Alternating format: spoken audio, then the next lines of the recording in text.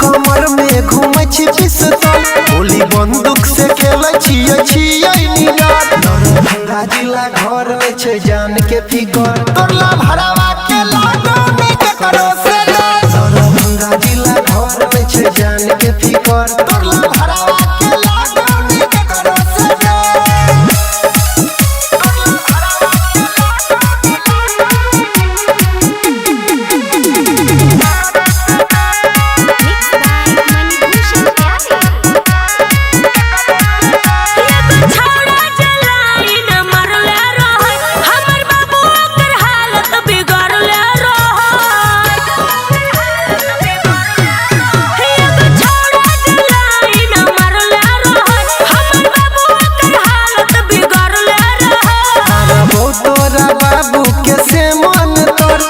करतौ नहीं कोनो ओझा के जन तोर दरभंगा जिला घर में छे जान के फिगर तोरला भरावा के लागो में के करो से दरभंगा जिला घर में छे जान के फिगर तोरला भरावा के लागो में के करो से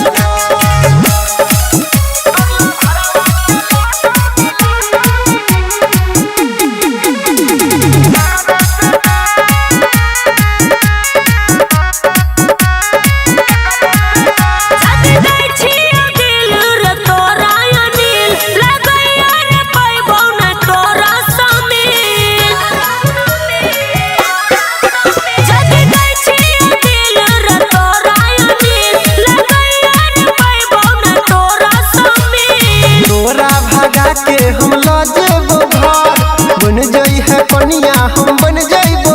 दरभंगा जिला घर में छे जान के फिगर तोरला भरावा के लागो में के करो से दरभंगा जिला घर में छे जान के